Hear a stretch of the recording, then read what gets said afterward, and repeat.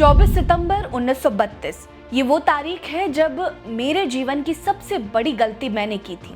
ये बोल है बाबा साहेब डॉक्टर भीमराव अंबेडकर के। बाबा साहेब जिन्होंने कभी भी अपने किसी फैसले पर पछतावा नहीं किया, चाहे वो एक मृत बेटे को छोड़कर लंदन जाना हो या फिर पढ़ने के लिए पूरे समाज से लड़ना हो, चाहे हिंदू धर्म छोड़कर बौद्ध धर्म अपनाना हो या फिर मनुस्मृति जलाना हो। बाबा साहेब ने अपने जीवन में ऐसी कोई गलती नहीं की जिससे उन्हें पछतावा हो, लेकिन बावजूद इसके वो मानते थे कि उनके जीवन में एक गलती ऐसी हुई थी जिसके कारण उन्हें आजीवन पछतावा हुआ। अगर वो गलती ना की होती तो शायद आज दलितों की स्थिति अलग होती, लेकिन केवल राष्ट्रपिता महात्मा गांधी की सुरक्षा के लिए बाबा साहेब को वो जहर का घूंट पीना पड़ा जिसमें पूरे दलित समाज के सपने जल गए। तब पहली बार बाबा साहेब की आंखों में भी आंसू आ गए थे, लेकिन वो चाह कर भी उस गलती को होने से रोक नहीं पाए थे।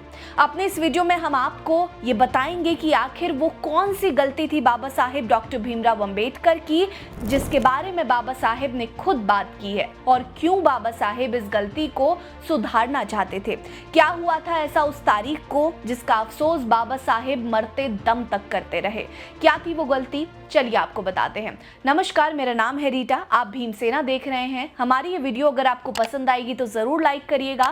इतिहास का ये पन्ना आपको कैसा लगा कमेंट करके हमें जरूर बताइएगा। चलिए शुरू करते हैं। बाबा साहेब ने दलितों को सामाजिक बराबरी देने के लिए और उनके उत्थान के लिए अनगिनत कदम उठाए। वो दलितों के लिए आजीवन लड़ते रहे, लेकिन इस लड़ाई को मजबूती देने के लिए 1909 की ही तरह जिस तरह से मुसलमानों को अलग निर्वाचन क्षेत्र दिया गया, वैसे ही बाबा साहेब ने दलितों को भी अपना प्रतिनिधि चुनने और एक जन प्रतिनिधि चुनने के लिए अलग निर्वाचन क्षेत्र की मांग की थी। उस वक्त गांधी जी पूना के यरवदा जेल में थे।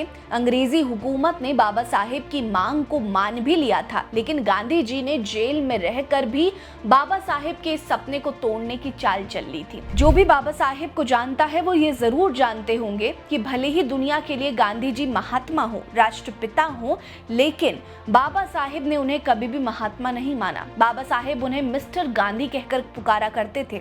उनका मानना था कि गांधी जी असल में बहुत ही पहुंचे हुए और चालाक शातिर राजनेता थे। बाबा साहेब गांधी जी के दलितों को हरिजन कहने और दलितों के प्रति जो सहानुभूति गांधी जी दिखाते थे उसे ढोंग मानते थे।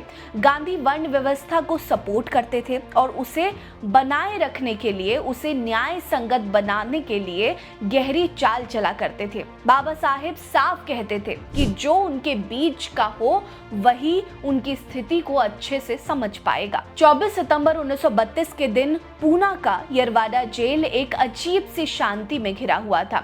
सामने थे अपने आंदोलनों से अंग्रेजी हुकूमत को झुकाने वाले महात्मा गांधी और उसके दूसरी तरफ खड़े थे बाबा साहेब अंबेडकर।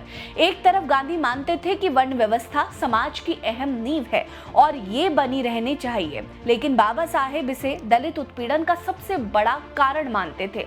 बाबा साहेब जानते थे कि वो इस व्यवस्था को खत्म तो नहीं कर पाएंगे, लेकिन क्यों ना वो ऐसी व्यवस्था तैयार करें जिससे दलित स्वयं में मजबूत होने लगे। इसके बाद बाबा साहेब 1931 में लंदन में आयोजित हुए दूसरे गोलमेज सम्मेलन में दलितों की स्थिति को ब्रिटिश सरकार के सामने जाहिर करने पहुंचे थे। इस दौरान ब्रिटेन के प्रधानमंत्री के सामने बाबा साहेब दलितों की स्थिति वास्तविक कंडीशन का ब्यौरा पेश कर रहे थे और अलग निर्वाचन मंडल की मांग की, क्योंकि ये सम्मेलन भारतीय संवैधानिक सुधारों पर चर्चा करने के लिए आयोजित किया गया था। लेकिन बाबा साहेब के मुद्दों पर तत्कालीन ब्रिटेन के प्रधानमंत्री रैमसे मैकडोनाल्ड ने उनकी बातों पर विचार करने का फैसला किया था।